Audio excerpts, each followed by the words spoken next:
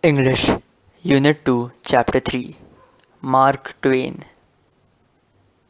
Mark Twain was the pen name of Samuel Langhorne Clemens, a popular American writer. He was famous for his humorous stories, novels, and other writings. His ready wit shone through everyday conversations. Many anecdotes related to Mark Twain are told and enjoyed even today.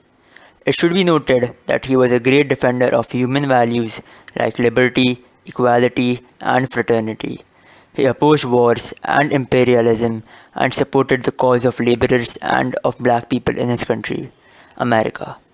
Given below are some anecdotes from his life and some quotations from his speeches and writings.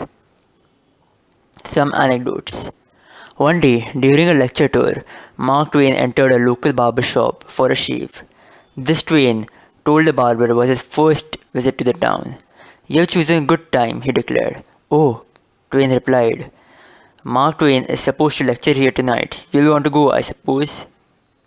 said the barber. "I guess so," said Mark Twain. "Have you bought your tickets yet?" "No, not yet." "Well, it's sold out, so you'll have to stand." "Just my luck," said Twain, with a sigh. "I always have to stand when that fellow lectures." The next anecdote. Mrs. Stove was leaving for Florida one morning, and Clemens ran over early to say goodbye. On his return, Mrs. Clemens regarded him disapprovingly. "Why," she said, "you haven't on any collar and tie." He said nothing, but went up to his room, did up these items in a neat package, and sent it over to Mrs. Stove by a servant, with a line, "Herewith receive a call from the rest of me." Let's look at another anecdote. One day, Henry Irving, in the midst of telling Mark Twain a humorous story, abruptly stopped and examined his friend's face. "You haven't heard this, have you?" he asked. Twain assured him he had not. When some time later, Irving again paused and again posed the question, Twain again reassured him. Then, approaching the climax, Irving broke off once more. "Are you quite sure you haven't heard this?" he demanded suspiciously. "I can lie once. I can lie twice for courtesy's sake, but I draw the line here," Twain finally replied. I can't lie the third time at any price.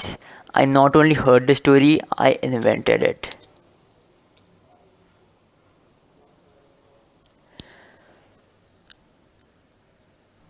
And another time, Mark Twain proposed a plan for the improvement of English spelling. For example, in year 1, that useless letter C should be dropped to be replaced either by K or S, and likewise X could no longer be part of the alphabet.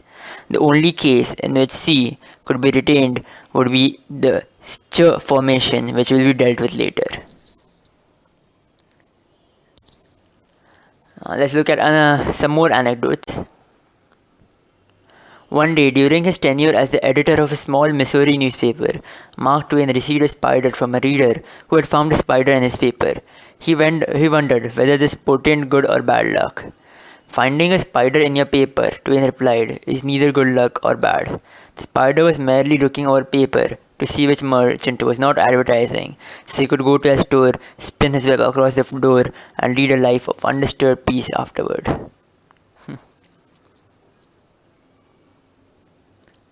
Mark Twain's birth in November 1835 was heralded by the return of Halley's comet. Twain, who often remarked upon this curiosity, came to think of himself and the comet as unaccountable freaks, cosmically linked.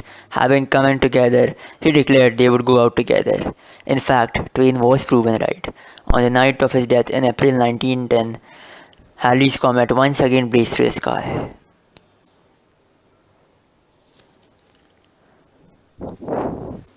Let's look at some quotations. April Fool's Day. This is a day upon which we are reminded of what we are on the other 364. A man cannot be comfortable without his own approval. A person with a new idea is a crank until the idea succeeds. Age is an issue of mind over matter. If you don't mind, it doesn't matter. All generalizations are false, including this one. Be careful about reading health books. You may die of a misprint. Be careful in your dress if you will, but keep a tidy soul. Classic, a book which people praise and don't read. Humor is mankind's greatest blessing. I'm an old man and have known a great many troubles, but most of them never happened. As we can see, Mark Twain's quotations were filled with humor, wit, and some very quick and astute observations, which Twain was famous for. Let's look at some questions. Did Twain tell the barber who he was? Answer. No, Mark Twain did not tell the barber who he was and pretended to be someone who is just in the town for a visit. B. Was Twain particular about how he dressed when he was visiting friends? Answer. No, Twain was not particular about how he dressed when he was visiting friends, as we can see from his visit to Mrs. Stove and Mrs. Clemens's immediate disapproval after that. Was Twain particular about what words he used? Twain had his own way with the words. With a sly of the words, he could make wit from the simplest of sentences. So yes, Twain was particular about what words he used. No, Twain did not approve of spelling reforms, as we can see by his mocking towards them through his own rules towards spelling reforms. We can get this from his anecdote on when Mark Twain proposed a plan for improvement of English spelling. Twain explained the spider in the paper by using his humor. He said that the spider did not pertain to good luck or bad luck, but in fact was just looking for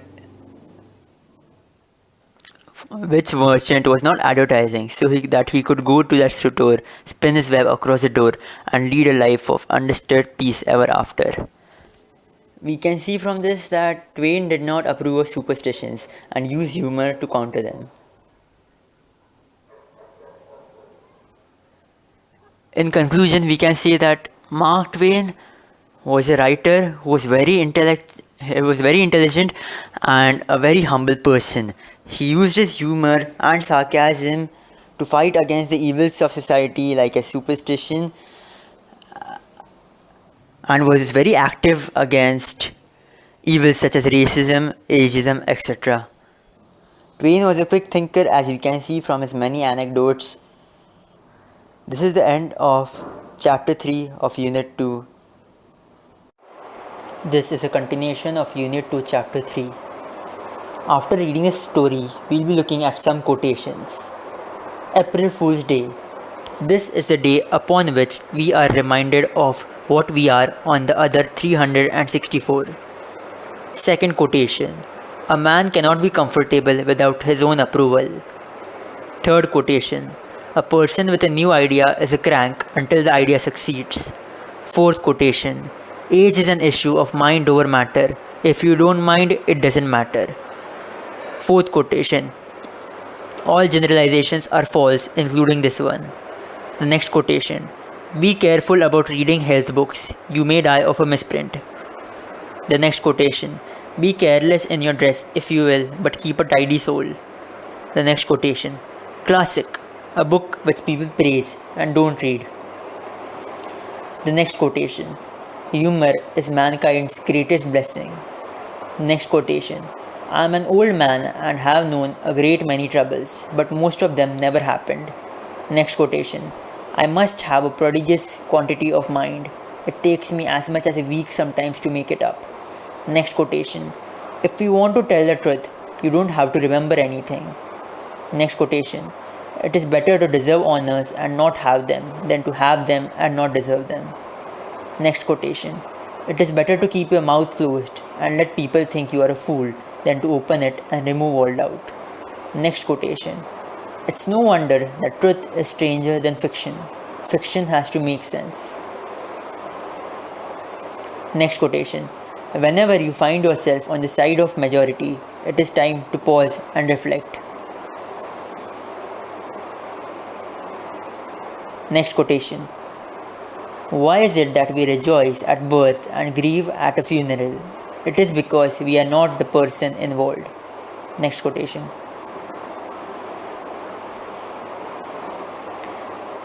Thousands of geniuses live and die undiscovered, either by themselves or by others. Next quotation. When I was younger, I could remember anything, whether it happened or not. Next quotation. Thunder is good, thunder is impressive, but it is lightning that does the work. Next quotation. When your friends begin to flatter you on how young you look, it is a sure thing you are getting old.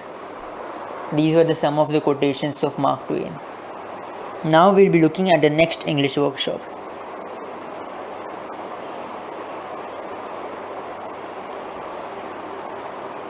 Answer the following questions.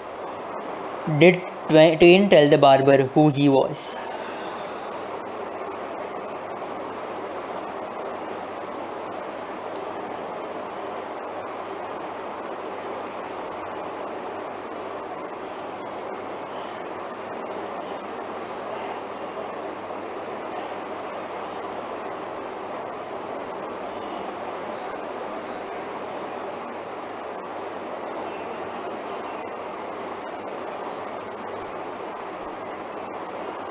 The answer is Mark Twain did not tell the barber who he was. Next question is, was Twain particular about how he dressed when he was visiting friends?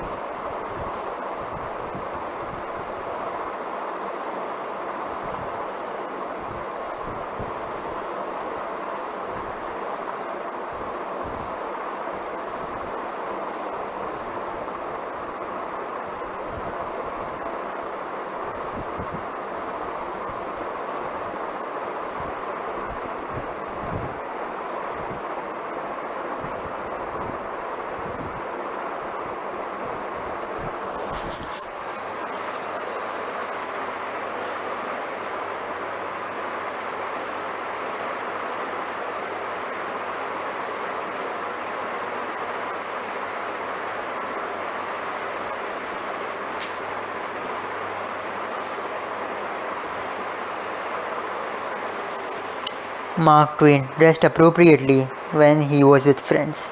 The next question.